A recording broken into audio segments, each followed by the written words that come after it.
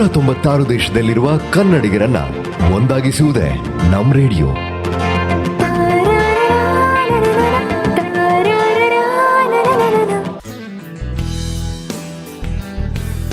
Welcome back to your favourite weekend show urban farmers presents WhatsApp UK. ನಾನು ನಿಮ್ಮ RJ Girish ಮಾತಾಡ್ತಾ ಇದ್ದೀನಿ. ನನ್ನ ಜೊತೆಗಿದ್ದಾರೆ ನಿಮ್ಮ ಫೇವರೇಟ್ ರಶ್ಮಿ. ಇವತ್ತಿನ ನಮ್ಮ ವಿಶೇಷ ಅತಿಥಿಗಳು ನಮ್ಮ ಎಲ್ಲರ ಉತ್ತಮ ಆರೋಗ್ಯಕ್ಕೆ ನಾವು ಪಾಲಿಸಬೇಕಾದಂತ ರುಟೀನ್ ಏನಿದೆ, ಬೇಸಿಕ್ ರುಟೀನ್ಸ್, ಅದ್ರ ಬಗ್ಗೆ ಹೇಳ್ತಾರೆ ಅಂತ. ಸುಮಾರಷ್ಟು ಜನ ನಮ್ಮ ಧ್ವನಿಗೆ, ನನ್ನ ಮತ್ತು ರಶ್ಮಿ ಧ್ವನಿಗೆ ನೀವು ಯಾವಾಗ್ಲೂ ಬಹಳ ಪ್ರಶಂಸೆ ಕೊಡ್ತೀರಿ. ನಿಮ್ಮ ಧ್ವನಿ ತುಂಬಾ ಚೆನ್ನಾಗಿದೆ, ವಾಯ್ಸ್ ತುಂಬಾ ಚೆನ್ನಾಗಿದೆ ಅಂತ. ಸೊ ಆಬ್ವಿಯಸ್ಲಿ ಗಂಟಲು, ಹಾಗೆ ನಾವು ಆಡೋ ಮಾತು ನಿಮ್ಮ ಕಿವಿವರೆಗೂ ಕೇಳ್ಬೇಕು ಅಂತಂದ್ರೆ ಡೆಫಿನೆಟ್ಲಿ ನಿಮ್ಮ ಶ್ರವಣ ಶಕ್ತಿ ಚೆನ್ನಾಗಿರ್ಬೇಕು, ಹಿಯರಿಂಗ್ ತುಂಬಾನೇ ಚೆನ್ನಾಗಿರ್ಬೇಕು. ಅದಕ್ಕೋಸ್ಕರ ನೀವು ಯಾವಾಗ್ಲೂ ನಮ್ಮ ಕಾರ್ಯಕ್ರಮ ಕೇಳ್ತಾ ಇರ್ಬೇಕು. ಆ ಒಂದು ನಿಟ್ಟಿನಲ್ಲಿ ಇವತ್ತು ನಮ್ ಜೊತೆಗೆ ಮೊಟ್ಟ ಮೊದಲಿಗೆ ಕರ್ಕೊಂಡ್ ಬರ್ತಾ ಇದ್ದೀವಿ ಒಬ್ರು ENT ಸ್ಪೆಷಲಿಸ್ಟ್ ನ. ಇವರ ಹೆಸರು ಅರ್ಕಾಟ್ ಮಹೇಶ್ವರ್ ಅಂತ. ಇವರು lead consultant ENT, head and neck and thyroid surgeon ಆಗಿದ್ದಾರೆ. ಸೊ ಇವರನ್ನ ನಮ್ಮ ಕಾರ್ಯಕ್ರಮಕ್ಕೆ ಬರ್ಮಾಡ್ಕೊಂಡು ಅವರ ಮುಖಾಂತರ ನಮ್ಮ ಗಂಟಲು ಹಾಗೂ ಕಿವಿ ENT ಸ್ಪೆಷಲಿಸ್ಟ್ ಹತ್ರ ನಮಗೆ ಯಾವ ರೀತಿ ಒಂದು ಉತ್ತಮ ರುಟೀನ್ ನಾವು ಫಾಲೋ ಮಾಡ್ಬೇಕು, ಏನ್ ಬೇಸಿಕ್ ರುಟೀನ್ ಮಾಡಿದ್ರೆ ನಮ್ಮ ಆರೋಗ್ಯ ಉತ್ತಮವಾಗಿರುತ್ತೆ ಅಂತ ಅವ್ರ ಹತ್ರನೇ ಕೇಳೋಣ. ಬನ್ನಿ, ಕಾರ್ಯಕ್ರಮಕ್ಕೆ ಸ್ವಾಗತ ಕೊಡ್ತಾ ಇದ್ದೀವಿ. ಮಹೇಶ್ವರ್ ಅವರೇ, ನೀವು ನಮ್ಮ ಲಿಸ್ನರ್ಸ್ಗೆ ನಿಮ್ಮ ಒಂದು ಕಿರು ಪರಿಚಯ ಕೊಟ್ಟು ಹಾಗೆ ಒಂದೆರಡು ಕಿವಿ ಮಾತನ್ನ ಹೇಳ್ಬೇಕು ಅಂತಂದ್ರೆ ದಯವಿಟ್ಟು ಯಾವ ರೀತಿ ಹೇಳ್ತೀರಿ? ನಮಸ್ಕಾರ, ನನ್ನ ಹೆಸರು ಡಾಕ್ಟರ್ ಮಹೇಶ್ವರ್. ನಾನು ಕಾಲ್ಚೆಸ್ಟರ್ ಹಾಸ್ಪಿಟಲ್ಗೆ I am the lead ENT consultant. Also ನಾನು I am the lead head and neck and lead thyroid cancer surgeon. ಇಲ್ಲಿ 17 ಇಯರ್ಸಿಂದ ನಾನು ಕೆಲಸ ಮಾಡ್ತಿದ್ದೀನಿ. I graduated from Bangalore medical college in 1988. ಆಮೇಲೆ ಪೋಸ್ಟ್ ಗ್ರ್ಯಾಜುಯೇಷನ್ ಬೆಂಗಳೂರು ಮುಗಿಸಿ I came to UK in 1992. 30 ವರ್ಷದಿಂದ I been living in UK. Initially, I trained in Cardiff and South Wales. ಆಮೇಲೆ Cincinnati American ಒಂದು ಫೆಲೋಶಿಪ್ ಮಾಡಿ cancer training in Auckland, New Zealand ಹೋಗಿ ಅಲ್ಲಿ train ಮಾಡಿ I came to Colchester in 2004. World health day. ನಮ್ಮ radio ಲಿಸ್ನರ್ಸ್ಗೆ ನನ್ನ ಶುಭಾಶಯಗಳು. I would like to discuss a few common ENT problems. Commonest ಏನೆಂದರೆ ಇಯರ್ ವ್ಯಾಕ್ಸ್. ಮುಂಚೆ ಎಲ್ಲ ನಿಮಗೆ UKನಲ್ಲಿ ಇಯರ್ ವ್ಯಾಕ್ಸ್ ಇದ್ದರೆ you could go to the GP. ಅವರು GPನೋ ನರ್ಸೋ ಸಿರಿಂಜಿಂಗ್ ಮಾಡ್ತಿದ್ರು. ಈಗ ಒಂದು ಲಾಸ್ಟ್ ಒಂದು 5 ವರ್ಷ 10 ವರ್ಷದಿಂದ ಸಿರಿಂಜಿಂಗ್ ಎಲ್ಲ ನಿಲ್ಲಿಸ್ಬಿಟ್ಟಿದ್ದಾರೆ. So ear wax is a common problem. Patients ನಂಗೆ ಭಾಳ ಜನ ಬಂದು they get treatment. Ear wax in it's well it's not a issue. It's actually a good substance to have in your ear as long as it is within reasonable limits. ಯಾವಾಗ ಪ್ರಶ್ನೆ ಆಗುತ್ತೆ ಅಂದರೆ if it becomes too much and particularly swimming ಅಥವಾ ತಲೆಗೆ ಸ್ನಾನ ಮಾಡಿದ ಮೇಲೆ when water gets into the ear, wax impact ಆಗುತ್ತೆ. ಇಂಪ್ಯಾಕ್ಟ್ ಆದಾಗ ಭಾಳ ನೋವು ಬರುತ್ತೆ. ಅಂಥ ವಿಷಯದಲ್ಲಿ ಮಾತ್ರ ಜನಕ್ಕೆ ಏನು ಮಾಡಬೇಕು, they need to have it ಸ್ವಲ್ಪ ಆಲಿವ್ ಆಯಿಲ್ ಅಥವಾ ಎನಿ ವ್ಯಾಕ್ಸ್ ಡಿಸಾಲ್ವೆಂಟ್. ನೀವು you can go to chemist and ask for Otex ಅಂತ ಬರುತ್ತೆ. ಅದೊಂದು 1 week or 2 weeks ಹಾಕ್ಬಿಟ್ಟು then you can have it suctioned out. Syringing ಅಂತ ನಿಲ್ಲಿಸ್ಬಿಟ್ಟಿದ್ದಾರೆ. But one thing you should never do is use cotton buds. Cotton buds are bad for ear wax. Cotton buds ಯಾವಾಗ use ಮಾಡಬೇಕಂದ್ರೆ ನಿಮ್ಗೆ infection ಇದ್ದು ಕಿವಿನಲ್ಲಿ ಭಾಳ discharge ಅಥವಾ ಪಸ್ ಬಂದರೆ ಆವಾಗ ಮಾತ್ರ just to dab it out you should use the cotton bud. So wax in itself is not a problem. It becomes a problem if number 1, ಕೆಲವೊಂದು ಜನಕ್ಕೆ when the amount of wax in production is too much, ಅಥವಾ narrow ear canals ಇದ್ದರೆ, ಅಥವಾ elderly people hearing aid use ಮಾಡುವಾಗ ಅಂಥ ಜನಕ್ಕೂ wax impaction becomes a problem. And it becomes a problem if water gets into the ear. But please do not use any cotton buds. ಅದು first point. Second, another common problem people come with is throat symptoms. ಭಾಳ ಜನ ಬಂದ್ಬಿಟ್ಟು ನನಗೆ, doctor have got a funny throat, I got a scratch in my throat, I got a tickle in my throat, ಅಥವಾ I am constantly ಕೆಮ್ಮು ಬರ್ತಿರುತ್ತೆ, ಅಥವಾ ನನ್ನ voice change ಆಗಿದೆ ಅಂತ ಹೇಳ್ತಾರೆ. ಅಂಥ ಸ್ಥಿತಿಯಲ್ಲಿ ನಾನು ಎಲ್ರಿಗೂ, especially in adults, I would ask them, do you smoke, do you drink, usual questions. But ಮುಖ್ಯವಾಗಿ ಭಾಳ ಜನ ಗೊತ್ತಿಲ್ಲ is the role of sparkling water, fizzy drinks. So ಬೇಕಾದಷ್ಟು ಜನ ನಾನು ಕೇಳುವಾಗ, do you drink sparkling water, fizzy drinks? Yes doctor, I normally have a can of diet Coke every day. So sparkling water or fizzy drinks are bad for the throat. ಅದೇನಾಗುತ್ತೆ ಅಂದರೆ ಸ್ಪಾರ್ಕ್ಲಿಂಗ್ನಲ್ಲಿ it's carbonic acid is added to it. That's what makes it fizzy. ಅದು it relaxes the sphincters in your throat and in your stomach. ಸ್ಟಮಕ್ನಲ್ಲಿ there are various enzymes, pepsin ಅಂತ ಒಂದಿದೆ, bile ಅಥವಾ acid. ಇವೆಲ್ಲ they comes up from the stomach into the throat and it inflames the back of the throat. ಅದರಿಂದ ನಿಮಗೆ funny throat, scratch, tightness in the throat and voice change ಇವೆಲ್ಲ ಆಗುತ್ತೆ. So top most thing I tell people is completely stop drinking sparkling water or fizzy drinks. And ನೀವು night ಊಟ ಮಾಡಿದ ಮೇಲೆ give it a 3 to 4 hour gap, and when you go to bed you should sleep propped up. ನಿಮ್ಮ ತಲೆ ನಿಮ್ಮ ಕಾಲಿಂದ height ಒಂದು 6 inches ಮೇಲೆ ಇರಬೇಕು. And there is a medicine called Gaviscon Advance. ಅದೊಂದು 10 ml you can take after dinner when you go to bed. So these are two common problems that people come to me. One is earwax infection, second is throat symptoms. ಮೂರನೇದು very common in UK, not so much in India, is nasal obstruction, congestion ಎಲ್ಲ. So especially UK ನಲ್ಲಿ hay fever is a very common problem. ನಾನು ಮಂಗಳೂರಲ್ಲ ನಾನು when I was working there and lived in Bangalore, hay fever was never a problem. ಇಲ್ಲಿ UK ಬಂದ ಮೇಲೆ hay fever ಇದೆ. So ನಮ್ಮ ಕಲ್ಚರ್ನಲ್ಲಿ ಹಿಂದಿನ ಕಾಲದಲ್ಲಿ they used to clean the nose with salt water. So ಅದೇ principal now we are utilizing in the western world as well. So ನಿಮಗೆ nasal symptoms ಇದ್ದರೆ please cleanse your nose with salt water. You can just take a pint of warm tap water and use ಮಾಡ್ಬೋದು. Put a teaspoon of salt, ಒಂದು syringe ತಗೊಂಡು please clean your nose every day, and that itself will remove all the allergens and any bacteria, viruses that are sticking in the nose. That itself will make a big difference to your nasal symptoms. ಇದರ ಮೇಲೆ ನೀವು if you wanted to do anything more, ನಿಮ್ಮ GP can give you a prescription for a steroid spray. Steroid sprays are very very very safe. ಭಾಳ ಜನಕ್ಕೆ they get worried, steroid use ಮಾಡ್ತಿದ್ದೀನಿ ನನಗೆ side effects ಬರುತ್ತೆ ಅಂತ. ಏನಿಲ್ಲ, ನೀವು you can use the saline cleansing to your nose and you can use steroid spray. A combination of these two will keep your nose nice and clean, and lot of your nasal symptoms will improve. I hope these few tips will keep you healthy and happy on this World Health Day and forevermore. Best wishes to all. ಬಹಳ ಉತ್ತಮವಾದಂತ ಸಲಹೆಗಳನ್ನ ಕೊಟ್ಟಿದ್ದೀರಿ ಮಹೇಶ್ವರ್ ಅವರೇ. I am sure like ಬಹಳಷ್ಟು ಜನ including me, ನನಗೆ ಅದು ಗೊತ್ತಿರಲಿಲ್ಲ ear buds ಅನ್ನ ನಾವು ಉಪಯೋಗಿಸಬಾರ್ದು ಅಂತ. ಬಹಳಷ್ಟು ಕಾಮನ್ ಆಗಿ ನಾವು ಬಳಸ್ತಾ ಇದ್ದೀವಿ, ಅಥವಾ ಮುಂಚೆ ಎಲ್ಲಾನು ಹೇರ್ ಪೆನ್ ಗಳಿಂದ ಆಗ್ಲಿ ಅಥವಾ ಒಂದು ಸೇಫ್ಟಿ ಪೆನ್ ಇಂದ ಎಲ್ಲಾನು ಇಯರ್ ವ್ಯಾಕ್ಸ್ ನ ಕ್ಲಿಯರ್ ಮಾಡ್ತಿದ್ರು. ನನಗೆ ಯಾವಾಗ್ಲೂ ಅನಿಸ್ತಿದ್ದು ಇಯರ್ ವ್ಯಾಕ್ಸ್ ತುಂಬಿಕೊಂಡಿದ್ರೆ ಕಷ್ಟ ಅಂತ. No, it is a good factor ಅಂತ ಕೂಡ ನೀವು ಹೇಳಿದ ಕೇಳಿ ನಂಗೆ ಬಹಳನೇ ಒಂಥರ ಎನ್ಲೈಟನ್ ಆಯ್ತು ಅಂತ ಅನ್ಕೊಂಡಿದ್ದೀನಿ. ಕಾರ್ಯಕ್ರಮಕ್ಕೆ ಬಂದು ನಮ್ ಜೊತೆ ವಿಚಾರಗಳನ್ನ ಹಂಚ್ಕೊಂಡಿದ್ದಕ್ಕೆ ನಿಮ್ಗೆ ಹೃತ್ಪೂರ್ವಕವಾಗಿ ಧನ್ಯವಾದ ಹೇಳ್ತಾ ಇದ್ದೀನಿ. Thank you. ಕೇಳಿದ್ರಲ್ಲ ಲಿಸ್ನರ್ಸ್, ನಮ್ಮ ಆರೋಗ್ಯದಲ್ಲಿ ಯಾವ್ಯಾವ ರೀತಿ ಈ ತರ ಸಣ್ಣ ಪುಟ್ಟ ಒಂದು ಟಿಪ್ಸ್ ಇದ್ರೆ I am sure every day follow ಮಾಡ್ತಾ ಹೋದ್ರೆ ಉತ್ತಮ ಆರೋಗ್ಯ ನಮ್ದಾಗತ್ತೆ ಅಂತ.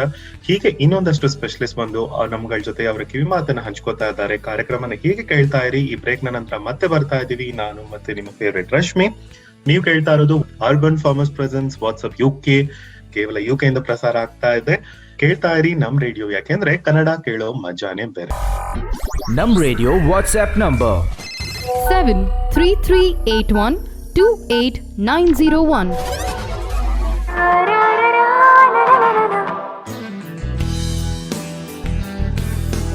Welcome back to WhatsApp UK, sponsored by urban farmers. ನಾವಿವತ್ತು ನಮ್ಮ ಕಾರ್ಯಕ್ರಮದಲ್ಲಿ ಸೆಲೆಬ್ರೇಟ್ ಮಾಡ್ತಾ ಇದೀವಿ ವರ್ಲ್ಡ್ ಹೆಲ್ತ್ ಡೇನ. ಎಸ್, ಅದು 7th April ನಡೀತು, ಆದ್ರೆ ಇವತ್ತಿನ ದಿನ ನಮ್ಮ ಕಾರ್ಯಕ್ರಮದಲ್ಲಿ ನಾವು ಅದನ್ನ ಸೆಲೆಬ್ರೇಟ್ ಮಾಡ್ತಾ ಇದೀವಿ. ಅಂಡ್ ನಮ್ಮ ಸೆಲೆಬ್ರೇಷನ್ ನ ಮುಂದುವರಿಸ್ತಾ ನಮ್ಮ ಕಾರ್ಯಕ್ರಮದ ಇನ್ನೊಬ್ಬ ಡಾಕ್ಟರು ನಿಮಗೆ ಸಲಹೆ ಕೊಡಕ್ ಬಂದಿದ್ದಾರೆ. ಅದು ಯಾರಪ್ಪ ಅಂತ ಹೇಳಿದ್ರೆ, ಸೊ ಓರಲ್ ಹೆಲ್ತ್ ಸುಮಾರು ಎಕ್ಸ್ಟೆಂಟ್ ಹಂಗೆ ನಾವು ತುಂಬಾನೇ ಇಗ್ನೋರ್ ಮಾಡ್ಬಿಡ್ತೀವಿ. ಅದರಿಂದ ಹೇಗೆ ಮಾಡಬಾರ್ದು, ಅಥವಾ ಜನರಲ್ ಏನೋ ಒಂದೆರಡು ರುಟೀನ್ ನಮಗೆ ಗೊತ್ತಿರತ್ತೆ ಮಾಡ್ಬೇಕು ಅಂತ, ಬಟ್ ಅದರಲ್ಲಿ ಇನ್ನೇನಾದ್ರೂ ಇದೆಯಾ ನಾವು ತಿಳ್ಕೊಳ್ಳೋದು, ಇನ್ನೇನಾದ್ರೂ ಕ್ಯಾನ್ ವಿ ಡೂ ಬೆಟರ್ ಅನ್ನೋದ್ರ ಬಗ್ಗೆ ನಮಗೆ ಎಕ್ಸ್ಪ್ಲೈನ್ ಮಾಡೋದಕ್ಕೆ ಬರ್ತಾ ಇದ್ದಾರೆ ಇವತ್ತು ನಮ್ಮ 2ನೇ ಅತಿಥಿ ನಂದಿನಿ ನೆಹರು. ನಂದಿನಿ, ಕಾರ್ಯಕ್ರಮಕ್ಕೆ ನಿಮ್ಗೆ ತುಂಬಾ ತುಂಬಾ ಸ್ವಾಗತ. ಅಂಡ್ ನೀವು ನಮ್ಮ ಕೇಳುಗರಿಗೆ ಒಂದು ಪುಟ್ಟ ಲೈಕ್ ನಿಮ್ಮ ಇಂಟ್ರೊಡಕ್ಷನ್ ಹಾಗೂ ನಿಮ್ಮ ಒಂದು ಕಿವಿ ಮಾತನ್ನ ಹೇಳಿ ಅಂತ ಕೇಳ್ಕೊಳ್ತಾ ಇದ್ದೀನಿ. ನಮಸ್ಕಾರ ಎಲ್ಲ UK ಕನ್ನಡಿಗರಿಗೆ. ನನ್ನ ಹೆಸರು ನಂದಿನಿ ಅಂತ. ನಾನು ಕೋಲ್ಚೆಸ್ಟರಿಂದ ಮಾತಾಡ್ತಾ ಇದ್ದೀನಿ. ನಾನು ಡೆಂಟಿಸ್ಟು, ಕ್ವಾಲಿಫೈ ಆಗಿರೋದು ಬೆಂಗಳೂರಲ್ಲಿ, ಬಟ್ UK-ನಲ್ಲಿ 12 ವರ್ಷದಿಂದ ಕೆಲಸ ಮಾಡ್ತಾ ಇದ್ದೀನಿ. ವರ್ಲ್ಡ್ ಹೆಲ್ತ್ ಡೇ ಇರೋದ್ರಿಂದ ಡೆಂಟಲ್ ಹೆಲ್ತ್ ಬಗ್ಗೆನೂ ಮಾತಾಡೋಕ್ಕೆ ಬಯಸ್ತೇನೆ. ತುಂಬ ಕಾಮನ್ ಪ್ರಾಬ್ಲಮ್ಸ್ ಬರೋದು ಅಂದರೆ ಬ್ಲೀಡಿಂಗ್ ಗಮ್ಸು, ಮತ್ತು ಪೇಯ್ನು, ಮತ್ತು ಫಿಲ್ಲಿಂಗ್ ಕಳೆದೋಗಿದೆ ಅಂತ. ಮತ್ತು ಮಕ್ಕಳಲ್ಲಿ ಕೂಡ ತುಂಬ ಜನ ಪೇಯ್ನು ಮತ್ತು ಉಳ್ಕಲ್ಲಿರುತ್ತಲ್ಲ ಆ ಥರ ಪೇಯ್ನಲ್ಲಿ ಬರ್ತಾರೆ. ಇದನ್ನೆಲ್ಲ ಹೇಗೆ ಪ್ರಿವೆಂಟ್ ಮಾಡೋದು ಅಂತ ಸ್ವಲ್ಪ ಅದ್ರ ಬಗ್ಗೆ ಮಾತಾಡೋಕ್ಕೆ ಇಚ್ಛೆ ಪಡ್ತೇನೆ. ನಮ್ಮ ಜನರಲ್ ಹೆಲ್ತ್ ಪ್ರಕಾರ ಡೆಂಟಲ್ ಹೆಲ್ತ್ ಕೂಡ ತುಂಬ ಇಂಪಾರ್ಟೆಂಟು. ನಾವು ಬೇಸಿಕ್ಕಾಗಿ ನಾವು ಮನೆಯಲ್ಲಿ ಡೈಲಿ 2 ಸಲ ಫ್ಲೋರೈಡ್ ಟೂತ್ಪೇಸ್ಟಿಂದ ಬ್ರಷ್ ಮಾಡಬೇಕು, morning and night. Recommendation is 2 to 3 minutes. ಮತ್ತು ಫ್ಲಾಸಿಂಗು ಅದು ತುಂಬ ಕೂಡ ಇಂಪಾರ್ಟೆಂಟು. ಮೌತ್ ವಾಶು ಬ್ರಷಿಂಗ್ ಆದ ತಕ್ಷಣ ಮಾಡಬಾರ್ದು. ಸುಮಾರು ಜನ ಆ ಥರ ಮಾಡ್ತಾರೆ, ಅದು ತಪ್ಪು. ಬೇರೆ ಟೈಮಲ್ಲಿ ಯೂಸ್ ಮಾಡ್ಬೋದು. ಫಾರ್ ಎಕ್ಸಾಂಪಲ್ ಊಟ ಆದಮೇಲೆ ಅಥವಾ ಈವ್ನಿಂಗ್ ಸ್ನ್ಯಾಕ್ ಆದಮೇಲೆ ಆ ಟೈಮಲ್ಲಿ ಮೌತ್ ವಾಶ್ ಯೂಸ್ ಮಾಡ್ಬೋದು. ಬಟ್ ಬ್ರಷಿಂಗು ತುಂಬ ಇಂಪಾರ್ಟೆಂಟು. ಅದರಿಂದ ತುಂಬ ಪ್ರಾಬ್ಲಮ್ಸು ಪ್ರಿವೆಂಟ್ ಮಾಡ್ಬೋದು. ಅದ್ರ ಮೇಲೆ ಡಯಟ್ ಕೂಡ ತುಂಬ ಇಂಪಾರ್ಟೆಂಟು. ಈಗ ತುಂಬ ಜನ fizzy drinks, orange juice, apple juice ಅಂಥದ್ದೆಲ್ಲ ತುಂಬ ಶುಗರ್ಸ್ ಇರುತ್ತೆ. ಅಂಥದ್ದೆಲ್ಲ ಅವಾಯ್ಡ್ ಮಾಡಬೇಕು. ನಿಮಗೆ ಅವಾಯ್ಡ್ ಮಾಡೋಕ್ಕೆ ಆಗಿಲ್ಲ ಅಂದರೆ ಊಟದ ಜೊತೆ ತೊಗೋಬೋದು. ಬಟ್ ಇನ್ ಬಿಟ್ವೀನ್ ಊಟ ತೊಗೊಳ್ಳೋದು ಅದು ಭಾಳ ಹಾನಿಕರ ಟೀತ್ಗೆ. ಇನ್ ರಿಲೇಷನ್ ಟು ಟೀತ್ ನಾವು ಏನು ಹೇಳಬೇಕಂತ ಇದ್ದೀನಿ ಅಂದರೆ, ಫ್ರೀಕ್ವೆನ್ಸಿ ಕಡಿಮೆ ಮಾಡಬೇಕು. ಪದೇ ಪದೇ ತಿನ್ನೋದು, ಪದೇ ಪದೇ ಬಾಯಿಗೆ ಹಾಕ್ಕೊಳ್ಳೋದು, ಮತ್ತು ಪದೇ ಪದೇ ಶುಗರ್ ಡ್ರಿಂಕ್ಸ್ ಕುಡಿಯೋದು ಅದೆಲ್ಲ ಅವಾಯ್ಡ್ ಮಾಡಬೇಕು. ಯಾವ ಊಟದ ಜೊತೆ ಏನಾದ್ರು ತೊಗೊಳ್ಳೋದು ಉತ್ತಮ. ಮತ್ತು ಇನ್ನೊಂದು ಇಂಪಾರ್ಟೆಂಟ್ ಥಿಂಗ್ ಅಂದರೆ ಆಲ್ಕೋಹಾಲ್ ಮತ್ತು ಸ್ಮೋಕಿಂಗು. ಸ್ಮೋಕಿಂಗ್, ಆಲ್ಕೋಹಾಲ್ ಹೇಗೆ ನಮ್ಮ ಜನರಲ್ ಹೆಲ್ತ್ಗೆ ಎಫೆಕ್ಟ್ ಆಗುತ್ತೆ, ಅದೇ ಥರ ಓರಲ್ ಹೆಲ್ತ್ಗೂ ತುಂಬ ಎಫೆಕ್ಟ್ ಆಗುತ್ತೆ. ಸ್ಮೋಕಿಂಗ್ ನಾವು ತುಂಬ ಡಿಸ್ಕರೇಜ್ ಮಾಡ್ತೀವಿ. ಆಲ್ಕೋಹಾಲ್ ಕೂಡ ನ್ಯಾಷನಲ್ ಲಿಮಿಟಲ್ಲಿ ಇಟ್ಕೋಬೇಕು.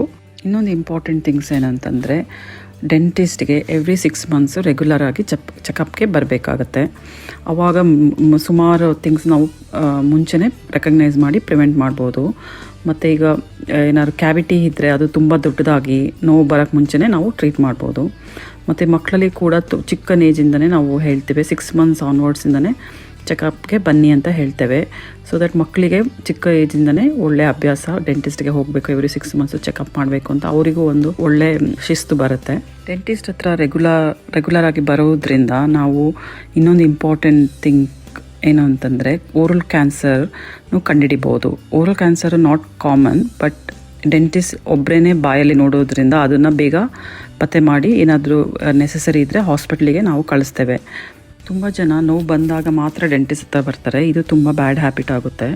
ರೆಗ್ಯುಲರಾಗಿ ಬಂದರೆ ಈ ಥರ ತುಂಬ ಮೇಜರ್ ಪ್ರಾಬ್ಲಮ್ಸ್ ಎಲ್ಲ ಪ್ರಿವೆಂಟ್ ಮಾಡ್ಬೋದು. ನಿಮಗೆ ಇನ್ನೂ ಜಾಸ್ತಿ ಇನ್ಫಾರ್ಮೇಷನ್ ಬೇಕು ಅಂತಂದರೆ, UK ಗೌರ್ಮೆಂಟಿಂದ ಬೆಟರ್ ಓರಲ್ ಹೆಲ್ತ್ ಕಿಟ್ ಅಂತ ಒಂದು ವೆಬ್ಸೈಟ್ ಇದೆ. ಅದರಲ್ಲಿ ಹೋಗಿ ನೋಡಿದರೆ ಎಲ್ಲ ಅಪ್ ಟು ಡೇಟ್ ಗೈಡ್ಲೈನ್ಸು ನಿಮಗೆ ಸಿಗುತ್ತೆ. ಐ ಹೋಪ್ ಈ ಇನ್ಫಾರ್ಮೇಷನ್ ಎಲ್ಲರಿಗೂ ಉಪಯೋಗಕ್ಕೆ ಬರುತ್ತೆ ಅಂದ್ಕೊಂಡಿದ್ದೀನಿ. ಧನ್ಯವಾದಗಳು. ಶುಭ ದಿನ. Thank you Nandini. Oral health ಬಗ್ಗೆ ನಮ್ಗೆ ಏನ್ ಗೊತ್ತಿದೆ ಅಂತ ನಾವು ಅನ್ಕೊಂಡಿರ್ತೀವಿ, ಬಟ್ ಚಿಕ್ಕ ಪುಟ್ಟ ಥಿಂಗ್ಸ್ ಲೈಕ್ ಮಾಡೋದ್ರಿಂದ ಎಷ್ಟು ನಮ್ಗೆ ಅದು ಉಪಯೋಗ ಆಗುತ್ತೆ ಅನ್ನೋದ್ರ ಬಗ್ಗೆ ತಿಳಿಸ್ಕೊಟ್ಟಿದ್ದೀರಾ. ಸೊ ತುಂಬಾ ಥ್ಯಾಂಕ್ ಯು. ನಮ್ಮ ಕಾರ್ಯಕ್ರಮಕ್ಕೆ ಬಂದಿದ್ದಕ್ಕೆ, ನಮ್ಮ ಕೇಳುಗರ ಹತ್ರ ನಿಮ್ಮ ಈ ಕಿವಿ ಮಾತನ್ನ ಹಂಚ್ಕೊಂಡಿದ್ದಕ್ಕೆ ನಿಮ್ಗೂ ಕೂಡ ಹ್ಯಾಪಿ ವರ್ಲ್ಡ್ ಹೆಲ್ತ್ ಡೇ ಅಂತ ಹೇಳ್ತಾ ನಾನು ಬೀಳ್ಕೊಡ್ತಾ ಇದ್ದೀನಿ. ಕೇಳುಗರೆ, ನೀವೆಲ್ಲೂ ಹೋಗ್ಬೇಡಿ. ಇದೇ ತರ ನಿಮ್ಗೆ ಬೇಕಾದಷ್ಟು ಟಿಪ್ಸ್ ಸಿಗ್ತಾ ಇರತ್ತೆ ಇವತ್ತು ನಮ್ಮ ಕಾರ್ಯಕ್ರಮದಲ್ಲಿ, ಆಸ್ ಯು ನೋ. ಸೊ ಕೇಳ್ತಾರಿ ನಮ್ ರೇಡಿಯೋ, ಯಾಕೆಂದ್ರೆ ಕನ್ನಡ ಕೇಳೋ ಮಜಾನೇ ಬೇರೆ. ಅಲೆಕ್ಸಾ, ಪ್ಲೇ ನಮ್ ರೇಡಿಯೋ. Welcome to NammRadio.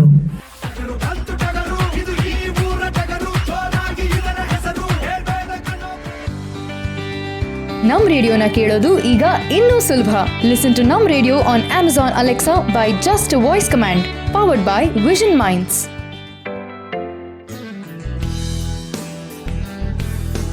ಮತ್ತೊಮ್ಮೆ ಕಾರ್ಯಕ್ರಮಕ್ಕೆ ಸ್ವಾಗತ ಕೋರ್ತಾ ಇದ್ದೀನಿ. ನಾನು ನಿಮ್ಮ RJ ಗಿರೀಶ್. ನಾನು ಒಟ್ಟಿಗೆ ಇದ್ದಾರೆ ನಿಮ್ಮ ಫೇವ್ರೆಟ್ ರಶ್ಮಿ ಹಾಗೂ ಇವತ್ತಿನ ನಮ್ಮ ಎಲ್ಲ ವಿಶೇಷ ಅತಿಥಿಗಳು.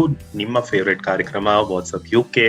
ಇದು ಅರ್ಬನ್ ಫಾರ್ಮರ್ಸ್ ಪ್ರೆಸೆಂಟ್ ಮಾಡ್ತಾ ಇರುವಂತಹ ಕಾರ್ಯಕ್ರಮ UK ಇಂದ ಪ್ರಸಾರ ಆಗ್ತಾ ಇದೆ. ಬ್ರೇಕ್ ಹೋಗೋ ಮುಂಚೆ ನಾವೀಗಾಗ್ಲೇನೆ ನಮ್ಮ ವಿಶೇಷ ಅತಿಥಿಗಳಿಂದ ನಮ್ಮ ಜೀವನದಲ್ಲಿ ನಾವು ಅಳವಡಿಸ್ಕೋಬೇಕಾದಂತಹ ಕೆಲವೊಂದು ಉತ್ತಮ ಟಿಪ್ಸ್ ಗಳ ಬಗ್ಗೆ ತಿಳ್ಕೊತಾ ಇದ್ವಿ. ಹೃದಯ ಎಲ್ರಿಗೂ ಬಹಳ ಇಂಪಾರ್ಟೆಂಟ್. ಹಾಗೂ ಹೃದಯದ ಇತ್ತೀಚೆಗಂತೂ ಕೆಲವೊಂದು ಸೆಲೆಬ್ರಿಟಿಗಳು ಹಠಾತ್ ಆಗಿ ಹೋಗಿದ್ದಾಗ್ಲಿ ಅಥವಾ ರೀಸೆಂಟ್ ಆಗಿ ಬಿಕಾಸ್ ಆಫ್ ಸ್ಟ್ರೆಸ್ ಬಹಳಷ್ಟು ಜನಕ್ಕೆ ಹೃದಯಾಘಾತ ಆಗ್ತಾ ಇರೋದಾಗ್ಬೋದು, ಹಾರ್ಟ್ ಅಟ್ಯಾಕ್ ಆಗ್ಬೋದು, ಕಾರ್ಡಿಯಾಕ್ ಅರೆಸ್ಟ್ ಆಗ್ಬೋದು. ಇವೆಲ್ಲ ಆಗ್ತಾ ಇರೋದು ನೋಡ್ತಾ ಹೋದಾಗ ಒಂದ್ ರೀತಿ ಕಳವಳ, ಕಾಳಜಿ ಎಲ್ಲರಲ್ಲೂ ಬರುತ್ತೆ. ಸೊ ಹಾಗಾಗಿ ನಮ್ಮ ಜೊತೆ ಇವತ್ತು ಹೃದಯದ ಬಗ್ಗೆ ಒಂದಷ್ಟು ಮಾಹಿತಿನ ಹಂಚ್ಕೊಳಕ್ಕೆ ಬಂದಿದ್ದಾರೆ ನಮ್ಮ ಕಾರ್ಡಿಯಾಲಜಿಸ್ಟ್ ಸಂದೀಪ್ ಬಸವರಾಜಯ್ಯ ಅವರು. ಸಂದೀಪ್ ಅವರೇ, ಕಾರ್ಯಕ್ರಮಕ್ಕೆ ನಿಮಗೆ ಸ್ವಾಗತ ಕೋರ್ತಾ ಇದ್ದೀವಿ. ಹಾಗೆ ನಿಮ್ಮ ಒಂದು ಕಿರು ಪರಿಚಯ ಮಾಡ್ಕೊಂಡು ನಮ್ಮ ಎಲ್ಲ ಲಿಸ್ನರ್ಸ್ಗೆ ನಿಮ್ ಕಡೆಯಿಂದ ಒಂದಷ್ಟು ಸಣ್ಣ ಕಿವಿ ಮಾತನ್ನ ಹೇಳ್ಬೇಕು ಅಂತಂದ್ರೆ ಯಾವ ರೀತಿ ಹೇಳ್ತೀರಿ? ಎಲ್ಲರಿಗೂ ನಮಸ್ಕಾರ. ವರ್ಲ್ಡ್ ಹೆಲ್ತ್ ಡೇ ಶುಭಾಶಯಗಳು. ನನ್ನ ಹೆಸರು ಸಂದೀಪ್ ಬಸವರಾಜಯ್ಯ. ನಾನು ಇಂಗ್ಲೆಂಡ್ನಲ್ಲಿ ಕಾರ್ಡಿಯಾಲಜಿಸ್ಟ್ ಆಗಿ ಕೆಲಸ ಮಾಡ್ತಾ ಇದ್ದೇನೆ. ಈ ವರ್ಲ್ಡ್ ಹೆಲ್ತ್ ಡೇ ಪರವಾಗಿ ಹೃದಯಕ್ಕೆ ಸಂಬಂಧಪಟ್ಟ ಒಂದು ಪ್ರಮುಖ ಟಾಪಿಕ್ ಮೇಲೆ ಸಣ್ಣ ಟಿಪ್ಪಣಿ ಕೊಡ್ತೇನೆ. ಹೃದಯಾಘಾತ ಅಂದರೆ ಹಾರ್ಟ್ ಅಟ್ಯಾಕ್. ಈ ಒಂದು ಪದವನ್ನು ಸುಮಾರು ಸಲ ಕೇಳಿದ್ದೇವೆ. ಎಲ್ಲರ ಮನೆಯಲ್ಲೂ ಕನಿಷ್ಠ ಯಾರಾದರೂ ಒಬ್ಬರು ಅಥವಾ ಹಲವಾರು ಜನ ಈ ಒಂದು ರೋಗಕ್ಕೆ ಬಲಿಯಾಗಿದ್ದಾರೆ. ಸೊ ಹಾರ್ಟ್ ಅಟ್ಯಾಕ್ ಅಂದರೆ ಏನು, ಏನಾಗುತ್ತೆ, ಹೆಂಗೆ ನಾವು ಅದನ್ನು ಕಂಡುಹಿಡಬಹುದು, ಹೆಂಗೆ ಟ್ರೀಟ್ಮೆಂಟ್ ಕೊಡ್ಬೋದು, ಹೆಂಗೆ ಮಿನಿಮೈಸ್ ಮಾಡ್ಬೋದು ಅನ್ನೋದನ್ನು ನಾನು ನೆಕ್ಸ್ಟ್ ಫ್ಯೂ ಮಿನಿಟ್ಸಲ್ಲಿ ಹೇಳ್ತೇನೆ. ಈ ಹಾರ್ಟ್ ಅಟ್ಯಾಕ್ ಅನ್ನೋದು ವಯಸ್ಸಾದ ಮೇಲೆ ಬರೋ ಒಂದು ರೋಗ ಅಂತ ಪರ್ಸೆಪ್ಷನ್ ಉಂಟು. ಅದು ಕರೆಕ್ಟ್. ಅದು ಜನರಲಿ ಬರೋದು ವಯಸ್ಸಾಗಿರೋಗೆ, ಹಾಗಂತ ಯಂಗ್ಸ್ಟರ್ಸ್ಗೆ ಬರಬಾರ್ದು ಅಂತ ಏನಿಲ್ಲ. ಸೊ ಹಾರ್ಟ್ ಅನ್ನೋದು ಒಂದು ಪಂಪ್. ಅದು ಏನು ಮಾಡುತ್ತೆ, ಈ ರಕ್ತವನ್ನು ಹಲವಾರು ಜಾಗಕ್ಕೆ ಪಂಪ್ ಮಾಡುತ್ತೆ. ಬ್ರೈನ್ಗೆ, ಲಂಗ್ಸ್ಗೆ ಮತ್ತು ಕಿಡ್ನೀಸ್ಗೆ ಅಂತ ಬೇರೆ ಸ್ಪಾಟ್ಸ್ಗೆ. ಈ ಪಂಪ್ ಇದೆಯಲ್ಲ, ಅದಕ್ಕೆ ತನ್ನದಾದ ಒಂದು ಬ್ಲಡ್ ಸಪ್ಲೈ ಉಂಟು.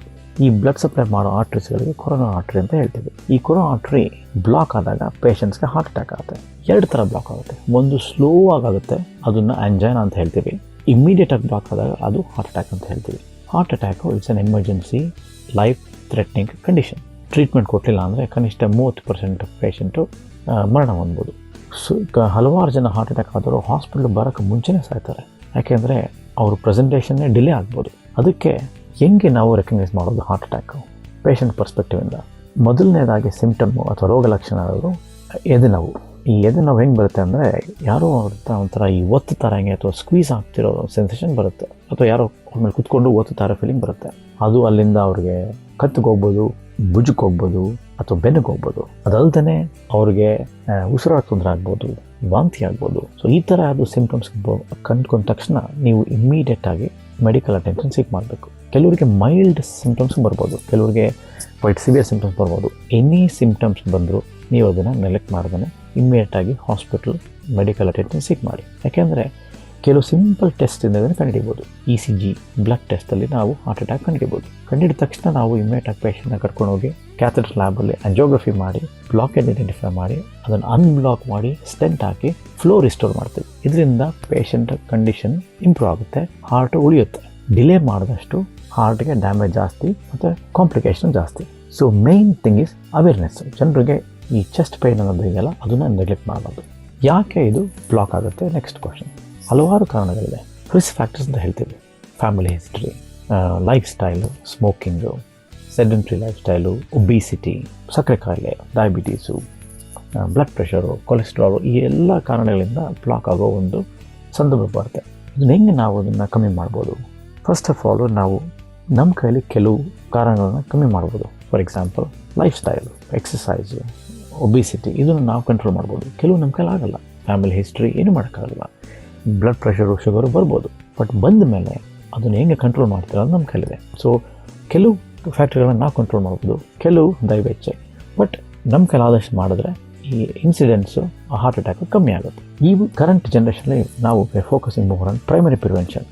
ಮುಂಚೆನೇ ಈ ಡಯಾಬಿಟೀಸು, ಶುಗರು ಬರೋಕ್ಕೆ ಮುಂಚೆನೇ ಚೆಕ್ ಮಾಡಿ ಅದನ್ನು ಟ್ರೀಟ್ ಮಾಡಿದ್ರೆ ಚಾನ್ಸಸ್ ಆಫ್ ಹಾರ್ಟ್ ಅಟ್ಯಾಕ್ ಕಮ್ಮಿ. ಫೈನಲಿ ನನಗೆ ಕ್ವಶನ್ ಕೇಳ್ತಾರೆ ಜನರು, ಈ ಎಕ್ಸಸೈಸ್ ಅನ್ನೋದು ಬೇಡ ಅಂತ. ಎಸ್ಪೆಷಲಿ ಪುನೀತ್ ಇನ್ಸಿಡೆಂಟ್ ಆದಮೇಲೆ ಎಲ್ಲರಿಗೂ ಭಯ ಬಂದಿದೆ, ಎಕ್ಸಸೈಸ್ ಮಾಡಿದ್ರೆ ಹಾರ್ಟ್ ಅಟ್ಯಾಕ್ ಆಗುತ್ತೆ ಅಂತ. ಅದು ತಪ್ಪು.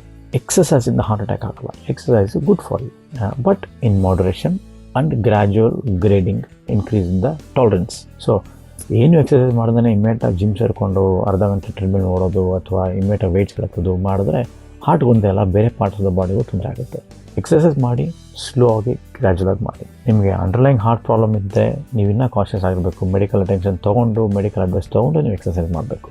So exercise is not bad for you. So ಈ ಒಂದು ಚಿಕ್ಕ ಟಿಪ್ಪಣಿಯನ್ನು ನಾನು ಸಮರ್ಥ ಮಾಡ್ತೇನೆ. ನಿಮಗೆಲ್ಲರಿಗೂ ಇದರಿಂದ ಒಂದು ಬೆನಿಫಿಟ್ ಆಗಿದೆ ಅಂತ ಅಂದ್ಕೋತೀನಿ.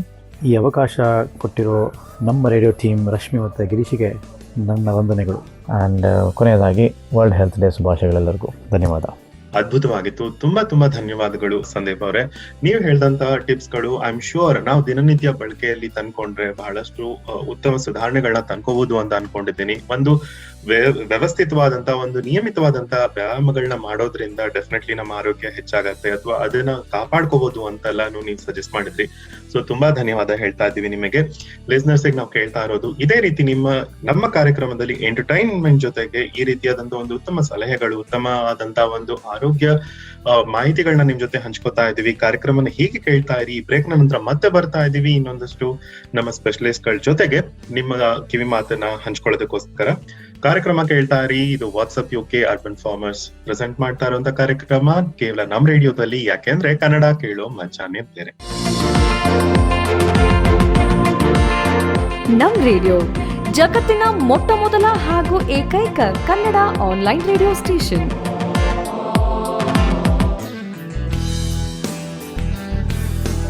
ವೆಲ್ಕಮ್ ಬ್ಯಾಕ್ ಕೇಳುಗರೆ. ನಮ್ಮ ಒಳ್ಳೊಳ್ಳೆ ಹಾಡುಗಳ ಜೊತೆಗೆ ಒಳ್ಳೊಳ್ಳೆ ಕಿವಿ ಮಾತನ್ನ ಕೇಳ್ತಾ ನಮ್ಮ ಕಾರ್ಯಕ್ರಮ WhatsApp UK sponsored by urban farmers ನ ಎಂಜಾಯ್ ಮಾಡ್ತಾ ಇದ್ದೀರಾ ಅಂತ ಅನ್ಕೊಳ್ತಾ ಇದೀನಿ. ನಾನು ನಿಮ್ಮ RJ ರಶ್ಮಿ, ನನ್ನ ಜೊತೆಗಿದ್ದಾರೆ ನಿಮ್ಮ ಅಚ್ಚುಮೆಚ್ಚಿನ RJ ಗಿರೀಶ್. ಹಾಗೂ ನಿಮಗೆ ಇನ್ನೊಂದು ಕಿವಿ ಮಾತು ಹೇಳಲಿಕ್ಕೆ ನಮ್ಮ ಜೊತೆಗೆ ಯಾವ ಡಾಕ್ಟರ್ ಬರ್ತಾ ಇದಾರೆ ನೋಡೋಣ. ಎಸ್, ನಮ್ಮ ಜೊತೆಗಿದ್ದಾರೆ Dr.Krishna ಬಸವರಾಜ್. ಇವರು ಕೋಲ್ಚೆಸ್ಟರ್ ಅಲ್ಲಿ ಗ್ಯಾಸ್ಟ್ರೋ ಎಂಟ್ರಾಲಜಿಸ್ಟ್ ಆಗಿ ಕೆಲಸ ಮಾಡ್ತಾರೆ. ಆಸ್ ಯು ಆಲ್ ನೋ, ನಾವೆಲ್ಲರೂ ಅಟ್ ಸಮ್ ಪಾಯಿಂಟ್ ಅಥವಾ ಅಟ್ ವೆರಿ ಮೆನಿ ಪಾಯಿಂಟ್ಸ್ ಅಂತ ಹೇಳ್ಬೋದು. ಅಂದ್ರೆ very frequently we keep complaining of ಅಯ್ಯೋ ತುಂಬಾ ಗ್ಯಾಸ್ ಆಯ್ತು, ತುಂಬಾ ಅಸಿಡಿಟಿ ಆಯ್ತು, ಹಾಗೆ ಹೀಗೆ ಅಂತ. ಸೊ ನಮ್ಮ ಗಟ್ ಹೆಲ್ತ್ ನ ಹೇಗೆ ಕಾಪಾಡ್ಕೋಬಹುದು, ಸಿಂಪಲ್ ಚೇಂಜಸ್ ಮಾಡೋದ್ರಿಂದ ಲೈಕ್ ನಮ್ಮ ಹೆಲ್ತ್ ಅಲ್ಲಿ ಯಾವ ರೀತಿ ಬೆನಿಫಿಟ್ ಸಿಗುತ್ತೆ ಅನ್ನೋದ್ರ ಬಗ್ಗೆ ಹೇಳಲಿಕ್ಕೆ ಬರ್ತಾ ಇದ್ದಾರೆ ಕೃಷ್ಣ ಅವರು. ಸೊ ಅವ್ರನ್ನ ವೆಲ್ಕಮ್ ಮಾಡೋಣ ಬನ್ನಿ. ಕೃಷ್ಣ ಅವರೇ, ನಿಮ್ಗೆ ಕಾರ್ಯಕ್ರಮಕ್ಕೆ ಸ್ವಾಗತ. ನೀವು ನಮ್ಮ ಕೇಳುಗರಿಗೆ ಒಂದ್ ಸ್ವಲ್ಪ ನಿಮ್ಮ ಬಗ್ಗೆ ಪರಿಚಯ, ನೀವು ಎಲ್ಲಿ ಕೆಲಸ ಮಾಡ್ತಾ ಇದ್ದೀರಾ, ಏನು ಎಲ್ಲ, ಮತ್ತೆ ನಿಮ್ಮ ಕಡೆಯಿಂದ ಎಲ್ಲರಿಗೆ ಒಂದು ಕಿವಿ ಮಾತನ್ನ ಇವತ್ತು ಹೇಳ್ಕೋಬೇಕು ಅಂತ ಕೇಳ್ತೀನಿ. ನಮಸ್ಕಾರ ಎಲ್ಲ ನಮ್ಮ ರೇಡಿಯೋ ಲಿಸನರ್ಸ್ಗೆ. ಈ ವರ್ಲ್ಡ್ ಹೆಲ್ತ್ ಡೇ ಸಂದರ್ಭದಲ್ಲಿ ನಿಮ್ಗೆಲ್ಲರಿಗೂ ಶುಭಾಶಯಗಳು. ಮತ್ತು ನನ್ನ ಸ್ಪೆಷಾಲಿಟಿ ಒಂದೆರಡು ಕಂಡೀಷನ್ ನಿಮ್ಮ ಬಗ್ಗೆ ಶೇರ್ ಮಾಡಬೇಕು ಅಂತ. ನನ್ನ ಹೆಸರು Dr.Krishna ಪ್ರಕಾಶ್ ಬಸವರಾಜು ಅಂತ. ನಾನು ಒರಿಜಿನಲಿ ಮೈಸೂರಿಂದ, ಮೈಸೂರು ಮೆಡಿಕಲ್ ಕಾಲೇಜಲ್ಲಿ ಓದಿದ್ದು. ಇಲ್ಲಿ UK ಒಂದು 25 ವರ್ಷದಿಂದ ಕೆಲಸ ಮಾಡ್ತಾ ಇದ್ದೀನಿ. ಈಗ ನಾನು ಮೆಡಿಕಲ್ ಕನ್ಸಲ್ಟೆಂಟ್ ಗ್ಯಾಸ್ಟ್ರೆಂಟಾಲಜಿಸ್ಟ್ ಆಗಿ ವೆಸ್ಟ್ ಸಫಕ್ ಹಾಸ್ಪಿಟಲ್ ಅಂತ ಬೆಡಿ ಸೆಂಟ್ ಎಡ್ಮಂಡ್ಸ್ ಸಫಕ್ಕಲ್ಲಿ ಕೆಲಸ ಮಾಡ್ತಾ ಇದ್ದೀನಿ. ನನ್ನ ಸ್ಪೆಷಾಲಿಟಿಲಿ one of the commonest problems ಜನ ಬರೋದು ಅಂದರೆ ಎದೆ ಉರಿ, ಇಂಥ ಹಾರ್ಟ್ ಬರ್ನ್ ಅಂತ ಹೇಳ್ತೀವಲ್ಲ, ರಿಫ್ಲಕ್ಸ್ ಪ್ರಾಬ್ಲಮ್ಮು. ಅದು ತುಂಬ ಕಾಮನ್ನು. ಇದು ಎಷ್ಟು ಕಾಮನ್ ಅಂತಂದರೆ almost 10% of the population will have heartburn at some stage.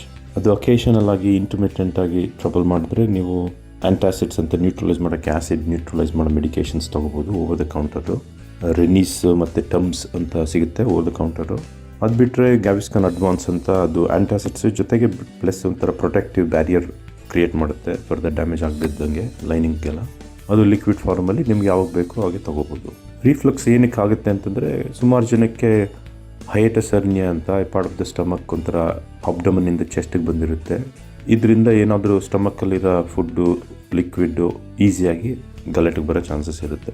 ಈ ಸಿಂಪ್ಟಮ್ಸು ಕಮ್ಮಿ ಮಾಡಬೇಕು ಅಂತಂದರೆ ಕೆಲವು ಲೈಫ್ ಸ್ಟೈಲ್ ಮೆಷರ್ಸ್ ಇದೆ. ಅದೇನು ಅಂತಂದರೆ, ಸ್ಮೋಕಿಂಗ್ ಮಾಡಿದ್ರೆ ಆ್ಯಸಿಡ್ ಪ್ರೊಡಕ್ಷನ್ ಜಾಸ್ತಿ ಇರುತ್ತೆ, ಸೊ ಅದನ್ನು ಸ್ಟಾಪ್ ಮಾಡಬೇಕು. ಆಲ್ಕೋಹಾಲ್ ಕನ್ಸಂಪ್ಷನ್ನು ವಿತಿನ್ ಲಿಮಿಟ್ಸಲ್ಲಿರಬೇಕು. ನಿಮಗೆಲ್ಲ ಗೊತ್ತು, 14 ಯೂನಿಟ್ಸು ವಾರಕ್ಕೆ ಮ್ಯಾಕ್ಸಿಮಮ್ ಲಿಮಿಟ್. 1 ಯೂನಿಟ್ ಅಂದರೆ ಒಂದು ಹಾಫ್ ಪಾಯಿಂಟು, ಇಲ್ಲ ಅಂತಂದರೆ 125 ml of wine glass almost 1.5 unit ಬರುತ್ತೆ. So depending on concentration of the alcohol ನೀವು ಚೆಕ್ ಮಾಡಿ 14 ಯೂನಿಟ್ಟು ಅಥವಾ ಕಮ್ಮಿ ಕುಡಿದ್ರೆ ಅದು ಹೆಲ್ತಿ ಆಲ್ಕೋಹಾಲ್ ಲಿಮಿಟು. ಅದು ಬಿಟ್ಟು ತುಂಬ fatty food, rich food, chocolates, caffeine, ಅದರಿಂದನೂ ರಿಫ್ಲಕ್ಸ್ ಸಿಂಪ್ಟಮ್ಸು ಜಾಸ್ತಿ ಆಗೋ ಚಾನ್ಸಸ್ ಇರುತ್ತೆ. ಈಗ ಹೆವಿ ಮೀಲ್ ಮಾಡಿದ್ರೆ ಈಗೇನು ರಿಫ್ಲಕ್ಸ್ ಸಿಂಪ್ಟಮ್ ಜಾಸ್ತಿ ಇರುತ್ತೆ. ಅದಕ್ಕೆ ಅಡ್ವೈಸ್ ನಾವೇನು ಕೊಡ್ತೀವಿ ಅಂತಂದರೆ, ಸ್ಮಾಲ್ ಆ್ಯಂಡ್ ಫ್ರೀಕ್ವೆಂಟ್ ಮೀಲ್ಸ್. ನೀವು ಆಲ್ಮೋಸ್ಟ್ ಸೇಮ್ ಅಮೌಂಟ್ ತಿನ್ಬೋದು, ಬಟ್ ಈಚ್ ಟೈಮ್ ತಿಂದಾಗ ಸ್ವಲ್ಪ ಕಮ್ಮಿ ತಿಂದರೆ ಸ್ಟಮಕ್ ಎಂಪ್ಟಿಂಗ್ ಆಗುತ್ತೆ. So less likely it will reflex. ಇನ್ನೊಂದು ಪ್ರಾಬ್ಲಮ್ ಏನಂತಂದರೆ, ಸುಮಾರು ಜನಕ್ಕೆ ನಾಕ್ಚುನಲ್ ರಿಫ್ಲಕ್ಸ್ ಅಂತ. ಈಗ ಸುಪೈನ್ ಪೊಸಿಷನ್ ಮಲ್ಕೊಂಡ ತಕ್ಷಣ ರಿಫ್ಲಕ್ಸ್ ಆಗಿ ಹಾರ್ಟ್ ಬರ್ನ್ ಆಗಿ ಎದ್ದು ಕುತ್ಕೊಳ್ಬೇಕಾಗುತ್ತೆ. ಆ ಥರ ಇದ್ದಾಗ ಏನು ಮಾಡಬೇಕು ಅಂತಂದರೆ, ಊಟ ಮಾಡೋದನ್ನು ಅಟ್ಲೀಸ್ಟು ಮಲ್ಕೊಳ್ಳೋಕೆ ಮುಂಚೆ 3 hours ಮುಂಚೆನೇ ನೀವು ಊಟ ಮುಗಿಸ್ಬಿಡ್ಬೇಕು. ಪ್ಲಸ್ ಏನಿ ಲಿಕ್ವಿಡ್ಸ್ ಏನಾದ್ರು ಕುಡಿಯೋಂಗಿದ್ರೆ ಅಟ್ಲೀಸ್ಟ್ 2 hours ಮುಂಚೆ ಮಾಡಬೇಕು. ಯಾಕೆ ಅಂತಂದರೆ ಸ್ಟಮಕ್ ಎಂಪ್ಟಿಯಿಂಗ್ ಟೈಮ್ ಅಂತ ಏನು ಹೇಳ್ತೀವಿ ಎಲ್ಲ, ಸ್ಟಮಕ್ಕಿಂದ ಆಚೆ ಹೋಗೋಕೆ ಅಟ್ಲೀಸ್ಟ್ 2 to 4 hours ಆಗುತ್ತೆ. ಸೊ ಅದರಿಂದ ಇನ್ನೂ ಜಾಸ್ತಿ ತಿಂದುಬಿಟ್ಟು ಬೆಡ್ಗೆ ಹೋದರೆ ಸ್ಟಮಕಲ್ಲಿ ಚಾನ್ಸಸ್ ಇರುತ್ತೆ ರಿಫ್ಲಕ್ಸ್ ಆಗೋಕ್ಕೆ. ಇನ್ನೂ ಪ್ರಾಬ್ಲಮ್ ಇದ್ದರೆ ನೀವು ಇನ್ನೊಂದು 2-3 ಪಿಲ್ಲೋ ಹಾಕ್ಕೊಂಡು ಹೆಡ್ಡನ್ನು ಪ್ರಾಪಪ್ ಮಾಡ್ಕೋಬೋದು. ಇಲ್ಲ ಅಂತಂದರೆ ಬೆಡ್ ಕೆಳಗೆ ಏನಾದರೂ ಹೈಟ್ ಮಾಡೋಕ್ಕೆ ಇಟ್ಕೊಂಡು, so that it's against gravity reflex ಆಗೋಕ್ಕೆ ಸ್ವಲ್ಪ ಕಮ್ಮಿ ಆಗುತ್ತೆ ಸಿಂಪ್ಟಮ್ಸ್. ಆಮೇಲೆ ನೆಕ್ಸ್ಟ್ ಒನ್ನು ಯೂನಿವರ್ಸಲ್ ಆಗಿ ಎಲ್ಲರಿಗೂ ಅಪ್ಲೈ ಆಗೋಲ್ಲ. ಯಾಕಂತಂದರೆ ಒಬ್ಬರಿಂದ ಒಬ್ರಿಗೆ ತುಂಬ ವೇರಿಯೇಷನ್ ಇರುತ್ತೆ. ಅಸಿಡಿಕ್ ಫುಡ್ಸ್ ಅಂತ ಹೇಳ್ತೀವಲ್ಲ, citrus foods, orange, lemons, grapes, pineapples etcetera, ಅದೆಲ್ಲ ಸ್ವಲ್ಪ ಸಿಂಪ್ಟಮ್ಸ್ ಜಾಸ್ತಿ ಮಾಡೋ ಚಾನ್ಸಸ್ ಇರುತ್ತೆ. ಸೊ ನಿಮಗೆ ಜಾಸ್ತಿ ಆಗ್ತಾ ಇದ್ದರೆ ಸಿಂಪ್ಟಮ್ಸ್, ಅದನ್ನು ಕಮ್ಮಿ ಮಾಡೋಕ್ಕೆ ಟ್ರೈ ಮಾಡಬೇಕು. ಸುಮಾರೆಲ್ಲ ಗ್ಯಾಸ್ಟ್ರೋ ಇಂಟೆಸ್ಟೈನಲ್ ಸಿಂಪ್ಟಮ್ಸ್ ಎಲ್ಲ ರಿಲೇಟೆಡ್ ಟು ಸ್ಟ್ರೆಸ್ಸು. ಸೊ ನಿಮ್ಮ ಜೀವನದಲ್ಲಿ ತುಂಬ ಆ್ಯಂಗ್ಸೈಟಿ ಇಲ್ಲ ಸ್ಟ್ರೆಸ್ ಇದ್ದರೆ ಅದನ್ನು ಡೀಲ್ ಮಾಡೋಕ್ಕೆ ಟ್ರೈ ಮಾಡಬೇಕು. ಯಾಕಂತಂದರೆ ವಿತೌಟ್ ಟ್ರೀಟಿಂಗ್ ದ್ಯಾಟ್ ನಿಮ್ಮ ಟ್ರೀಟ್ಮೆಂಟ್ ಸಕ್ಸಸ್ ಆಗೋಕ್ಕೆ ಚಾನ್ಸಸ್ ಕಮ್ಮಿ. ಇನ್ನೊಂದು ಕೆಲವರಿಗೆಲ್ಲ ತುಂಬ ರಿಫ್ಲಕ್ಸ್ ಇಲ್ಲ ಫ್ಲಾಟುಲೆನ್ಸ್ ಇದ್ದವ್ರಿಗೆ ಫಿಝಿ ಡ್ರಿಂಕ್ಸ್ ಭಾಳ ಅಫೆಕ್ಟ್ ಆಗುತ್ತೆ. ಸೊ ಕುಡಿತಾ ಇದ್ದರೆ ತುಂಬ ರೆಗ್ಯುಲರಾಗಿ ಅದನ್ನು ಕಮ್ಮಿ ಮಾಡಬೇಕು. ಇಲ್ಲ ಆಲ್ಮೋಸ್ಟ್ ಬಿಟ್ಬಿಟ್ಟು ವಾಟರ್ ಕುಡಿದ್ರೆ ಬೆಟರ್. ನಿಮಗೇನಾದರೂ ನುಂಗೋದಕ್ಕೆ ಏನೋ ಪ್ರಾಬ್ಲಮ್ ಆದರೆ ಇಲ್ಲ ತುಂಬ ಪೇಯ್ನ್ಫುಲ್ ಆಗ್ತಾಯಿದ್ರೆ, ಅದು ಅಲ್ಸರ್ ಆಗಿರ್ಬೋದು, ಇಲ್ಲ ತುಂಬ ಮೋರ್ ಸೀರಿಯಸ್ ನೇಚರ್ ಇರುತ್ತೆ, ಆ ಟೈಮಲ್ಲಿ ನೀವು ನಿಮ್ಮ ಡಾಕ್ಟರ್ ಹತ್ರ ಹೋಗಿ ಮೋಸ್ಟ್ಲಿ ಎಂಡೋಸ್ಕೋಪಿಗೆ ರೆಫರ್ ಮಾಡಿಸ್ಕೋಬೇಕು. ಜೊತೆಗೆ ನಿಮಗೆ ಆ್ಯಂಟಾಸಿಡ್ಸ್ ಎಲ್ಲ ವರ್ಕ್ ಆಗ್ತಿಲ್ಲ ಅಂತಂದರೆ ಅವಾಗ ಪ್ರಿಸ್ಕ್ರಿಪ್ಷನ್ ತೊಗೊಂಡು ಆ್ಯಸಿಡ್ ಸಪ್ರೆಷನ್ ಮಾಡೋಕ್ಕೆ ಈಗ ಒಮಿಪ್ರಜೋಲ್ ಅಂತ ಕಾಮನೆಸ್ಟ್ ಟ್ಯಾಬ್ಲೆಟ್ ಸಿಗುತ್ತೆ, ಅದನ್ನು ಟ್ರೈ ಮಾಡ್ಬೋದು. ಆಮೇಲೆ ತುಂಬ ವೆಯ್ಟ್ ಜಾಸ್ತಿ ಇದ್ದರೆ ರಿಫ್ಲಕ್ಸ್ ಸಿಂಪ್ಟಮ್ ಜಾಸ್ತಿ ಇರುತ್ತೆ, ಕ್ಯಾನ್ಸರ್ ರಿಸ್ಕು ಜಾಸ್ತಿ ಆಗುತ್ತೆ. ಸೊ ರೆಗ್ಯುಲರ್ ಎಕ್ಸಸೈಸ್ ತೊಗೊಂಡು ಐಡಿಯಲ್ ವೆಯ್ಟ್ ಮೇಂಟೈನ್ ಮಾಡಿದ್ರೆ ಹೆಲ್ಪ್ ಆಗುತ್ತೆ. ಮತ್ತು ಇನ್ನೊಂದು ಟಾಪಿಕ್ ಬ್ರೀಫಾಗಿ ಬೌಲ್ ಕ್ಯಾನ್ಸರ್ ಸ್ಕ್ರೀನಿಂಗ್ ಪ್ರೋಗ್ರಾಮ್ ಅಂತ ಕೇಳಿರ್ಬೋದು ನೀವು. ಇದು ಮೇಯ್ನ್ಲಿ 60 ವರ್ಷದ ಮೇಲ್ ಆಗಿರೋರಿಗೆ ಅಪ್ಲಿಕಬಲ್ ಈಗ. ಯಾಕೆ ಅಂತಂದರೆ ಬೌಲ್ ಕ್ಯಾನ್ಸರು ನಿಯರ್ಲಿ 80% ಆಗೋದು 60+ ಏಜ್ಗೆ, ಬಟ್ ಸ್ಟಿಲ್ಲು 40ರಿಂದ 60 ಏಜಲ್ಲೂ ಒಂದು 20% ಕೇಸಸ್ ಆಗೋ ಚಾನ್ಸಸ್ ಇರುತ್ತೆ. ನಿಮ್ಗೆ 60 ವರ್ಷ ಆಗ್ತಿದ್ದಂಗೆ ನಿಮಗೊಂದು ಗೌರ್ಮೆಂಟಿಂದ ಗಿಫ್ಟ್ ಬರ್ತದೆ, ಒಂದು ಕ್ಯಾಸೆಟ್ ಥ್ರೂ ದ ಪೋಸ್ಟ್. ಅದರಲ್ಲಿ ನಿಮ್ಮ ಸ್ಟೂಲ್ ಸ್ಯಾಂಪಲ್ ಕಳಿಸಿ ಅಂತ ಇನ್ಫಾರ್ಮೇಷನ್ ಕೊಟ್ಟಿರ್ತಾರೆ. ಆ ಸ್ಟೂಲ್ ಸ್ಯಾಂಪಲ್ ಕಳಿಸಿದ್ರೆ ಅದರಲ್ಲೇನಾದರೂ ಬ್ಲಡ್ ಲಾಸ್ ಆಗ್ತಾ ಇದೆಯಾ ಅಂತ ಟೆಸ್ಟ್ ಮಾಡಿ ಪಾಸಿಟಿವ್ ಅಂತಂದರೆ ನಿಮಗೆ bowel examination, colonoscopy, endoscopy examination ಮಾಡಿಸ್ಕೊಳ್ಬೇಕು ಅಂತ ಹೇಳ್ತಾರೆ. ಬ್ಲಡ್ ಲಾಸ್ ಆಗ್ತಾಯಿದ್ರೆ ನಿಮಗೆ ಈಗ ಸ್ಮಾಲ್ ಪಾಲಿಪ್ಸ್ ಅಂತ ಮಶ್ರೂಮ್ ಥರ ಗ್ರೋತ್ ಇರ್ಬೋದು, ಅದನ್ನೆಲ್ಲ ಎಂಡೋಸ್ಕೋಪಿಕಲ್ಲಿ ರಿಮೂವ್ ಮಾಡಿಬಿಟ್ರೆ ಕ್ಯಾನ್ಸರ್ ರಿಸ್ಕ್ ಎಲಿಮಿನೇಟ್ ಆಗುತ್ತೆ. ಇಲ್ಲ just in case even cancer ಇದ್ದರೂ ಅರ್ಲಿ ಸ್ಟೇಜಲ್ಲಿದ್ದರೆ ಟ್ರೀಟ್ಮೆಂಟ್ ಮಾಡ್ಕೊಂಡು ಸಕ್ಸಸ್ಫುಲ್ಲಾಗಿ ಇರ್ಬೋದು, ಏನು ತೊಂದರೆ ಆಗದೇ ಇದ್ದಂಗೆ. ಸ್ಟೂಲ್ ಟೆಸ್ಟ್ ನೆಗೆಟಿವ್ ಅಂತಂದರೆ between 60 and 75 age every 2 years ಕಳಿಸ್ತಾ ಇರ್ತಾರೆ.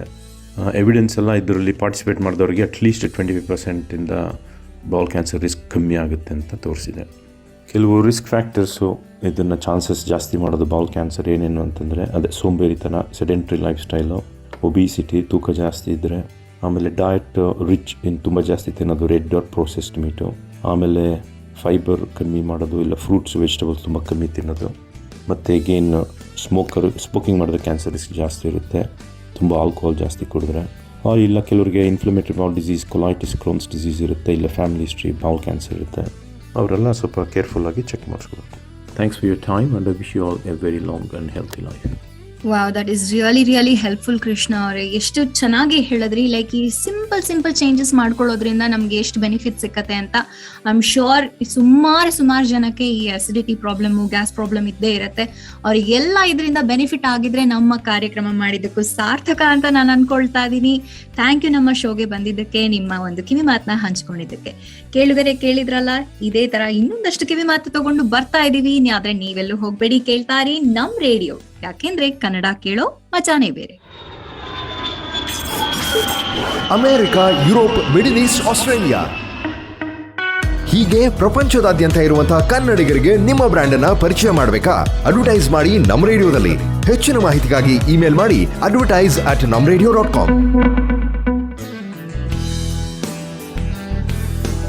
Urban farmers presence WhatsApp UK ಕಾರ್ಯಕ್ರಮಕ್ಕೆ ನಿಮಗೆ ಮತ್ತೊಮ್ಮೆ ಸ್ವಾಗತ ಕೊಡ್ತಾ ಇದ್ದೀನಿ. ನಾನು ನಿಮ್ಮ RJ ಗಿರೀಶ್, ನನ್ನೊಟ್ಟಿಗೆ ರಶ್ಮಿ. ಇವತ್ತು ನಾವು ನಮ್ಮ ಕಾರ್ಯಕ್ರಮದಲ್ಲಿ ವರ್ಲ್ಡ್ ಹೆಲ್ತ್ ಡೇನ ಸೆಲೆಬ್ರೇಟ್ ಮಾಡ್ತಾ ಇದ್ವಿ. ಇದುವರೆಗೆ ಬಂದಂಥ ಸ್ಪೆಷಲಿಸ್ಟ್ ಎಲ್ಲಾನು ನಮ್ಮ ಉತ್ತಮ ಆರೋಗ್ಯಕ್ಕಾಗಿ ನಾವು ಯಾವ ರೀತಿ ನಮ್ಮ ರೊಟೀನ್ಸ್ನ ಚೇಂಜ್ ಮಾಡ್ಕೋಬೇಕು ಅಥವಾ ಏನೇನು ಟಿಪ್ಸ್ನ ಫಾಲೋ ಮಾಡಬೇಕು ಅಂತ ಹೇಳ್ತಾ ಬಂದರು. ಆದರೆ ನೀವುಗಳು ಮಕ್ಕಳ ಬಗ್ಗೆನೇ ನೀವೇನು ಕನ್ಸಿಡರ್ ಮಾಡಲಿಲ್ವಲ್ಲ ಅಂತ ನಮಗೆ ಕಂಪ್ಲೇಂಟ್ ಮಾಡೋ ಮೊದಲಿಗೆ ನಾವು ಕರ್ಕೊಂಡು ಬಂದಿದ್ದೀವಿ ಅಂತ ಹೇಳ್ತಾ ಇದ್ದೀನಿ. ಮತ್ತೊಬ್ಬ ಸ್ಪೆಷಲಿಸ್ಟ್ನ, ಇವರು ಮಕ್ಕಳ ತಜ್ಞರು ಅಂದರೆ ಪೀಡಿಯಾಟ್ರಿಷಿಯನು. ಇವರ ಹೆಸರು ಪೂಜಾ ಸಿದ್ದಿ. ಇವರು ಬಂದು ನಮ್ಮ ಕಾರ್ಯಕ್ರಮದಲ್ಲಿ ಇವತ್ತು ನಮ್ಮ ಮಕ್ಕಳ ಆರೋಗ್ಯದ ಬಗ್ಗೆ ಏನು ವಿಚಾರಗಳನ್ನ ಹಂಚ್ಕೋತಾರೆ ಅಂತ ಅವರಿಂದನೇ ಕೇಳ್ಕೊಳ್ಳೋಣ ಬನ್ನಿ. ನಮಸ್ಕಾರ ಪೂಜಾ ಅವರೇ, ನಮ್ಮ ಕಾರ್ಯಕ್ರಮಕ್ಕೆ ಬಂದಿದ್ದಕ್ಕೆ ನಿಮಗೆ ತುಂಬ ಧನ್ಯವಾದ ಹೇಳ್ತಾ ಇದ್ದೀನಿ. ಹಾಗೆ ನಿಮ್ಮ ಬಗ್ಗೆ ಒಂದು ಪುಟ್ಟ ಪರಿಚಯ ಕೊಟ್ಟು ನಮ್ಮ ಮಕ್ಕಳ ಆರೋಗ್ಯದ ಬಗ್ಗೆ ಒಂದೆರಡು ಕಿವಿ ಮಾತನ್ನು ಹೇಳಬೇಕು ಅಂತಂದರೆ ಯಾವ ರೀತಿ ಹೇಳ್ತೀರಿ? ನಮಸ್ಕಾರ, ನಾನು ಡಾಕ್ಟರ್ ಪೂಜಾ ಸಿದ್ದಿ, ಪೀಡಿಯಾಟ್ರಿಕ್ ಕನ್ಸಲ್ಟೆಂಟ್ ಆಗಿ ಬರ್ಮಿಂಗ್ಹಮ್ ವೆಸ್ಟ್ ಮಿಡ್ಲೆಂಡ್ ರೀಜನ್ನಲ್ಲಿ ಕೆಲಸ ಮಾಡ್ತಿದ್ದೇನೆ. ನನ್ನ ಸ್ಪೆಷಾಲಿಟಿ ನ್ಯೂನಟಾಲಜಿ ಹಾಗೂ ಪೀಡಿಯಾಟ್ರಿಕ್ ಇನ್ಫೆಕ್ಷಸ್ ಡಿಸೀಸಸ್. ಇವತ್ತಿನ ವರ್ಲ್ಡ್ ಹೆಲ್ತ್ ಡೇ ಸಮಾರಂಭದಲ್ಲಿ ಒಂದು ಇಂಪಾರ್ಟೆಂಟ್ ಮಕ್ಕಳ ಹೆಲ್ತ್ ಕಂಡೀಷನ್ ಬಗ್ಗೆ ಮಾತಾಡಬೇಕು ಅಂತ ಇಷ್ಟಪಡುತ್ತೇನೆ. ಕೋವಿಡ್ನಿಂದ ಬಹಳಷ್ಟು ಜನ ಬಂಧು ಬಾಂಧವರನ್ನು ಕಳೆದುಕೊಂಡಿದ್ದಾರೆ. ಆದರೆ ಈ ಕೋವಿಡ್ ಪ್ಯಾಂಡಮಿಕ್ ಇಂದ ಆದ ಆಫ್ಟರ್ ಎಫೆಕ್ಟ್ಸ್ ಬಹಳಷ್ಟು ಈಗ ಕಂಡು ಬರುತ್ತಿದೆ. ಚೈಲ್ಡ್ಹುಡ್ ಒಬೆಸಿಟಿ, ಇದು ಕೋವಿಡ್ ಆದ ನಂತರ ಬಹಳಷ್ಟು ರಾಷ್ಟ್ರಗಳು ಜಾಸ್ತಿ ಆಗ್ತಿವೆ ಅಂತ ರಿಪೋರ್ಟ್ ಮಾಡಿದ್ದಾರೆ. ಒಂದು UK ಸ್ಟಡಿ ಅಲ್ಲಿ 1 in 4 10 to 11 year olds are obese ಅಂತ ರಿಪೋರ್ಟ್ ಮಾಡಿದ್ದಾರೆ. ಇದು ಕೋವಿಡ್ ಪ್ಯಾಂಡಮಿಕ್ ಆದ ಮೇಲೆ ಯಾಕೆ ಚೈಲ್ಡ್ಹುಡ್ ಒಬೆಸಿಟಿ ಜಾಸ್ತಿ ಆಯಿತು ಅಂತ ವಿಚಾರ ಮಾಡಿದ್ರೆ, Covid restrictions played a huge role. ಮಕ್ಕಳು ಮನೆಯಲ್ಲೇ ಕೂತು ಅವರ ಔಟ್ಡೋರ್ ಆಕ್ಟಿವಿಟೀಸ್ ಕಮ್ಮಿ ಆಗ್ತಾ ಬಂತು. ಸೆಡೆಂಟರಿ ಲೈಫ್ ಸ್ಟೈಲ್ ಹಾಗೂ ಸ್ಕ್ರೀನ್ ಟೈಮ್ ಜಾಸ್ತಿ ಆಗ್ತಾ ಬಂತು. ಈ ರಿಸ್ಟ್ರಿಕ್ಷನ್ಸ್ನಿಂದ ಮಕ್ಕಳು ಬಹಳಷ್ಟು ಜಂಕ್ ಫುಡ್ ಹಾಗೂ ಫಾಸ್ಟ್ ಫುಡ್ಸ್ ತಿನ್ನಕ್ಕೆ ಶುರು ಮಾಡಿದ್ವು. ಈ sedentary lifestyle was a very bad thing for the children's health as well as mental well-being. Childhood obesity increases the risk of diabetes, hypertension, acute coronary syndromes, cancer, arthritis ಹಾಗೂ asthma. ಇದರಿಂದ ಅವರ life span ಹಾಗೂ their quality of life gets affected in the long term. The next thing is, how can we actually make a difference? How can we tackle childhood obesity? I think it is best done as a family. One important thing is helping children identify and make healthy eating choices. Nam Indian food nalli ಬಹಳಷ್ಟು ಒಳ್ಳೆ ingredients options ಇವೆ. Cooking together and eating together is a very good way to bring in the change in their thinking, making them realize and make cooking their favorite food together will make it easy for them.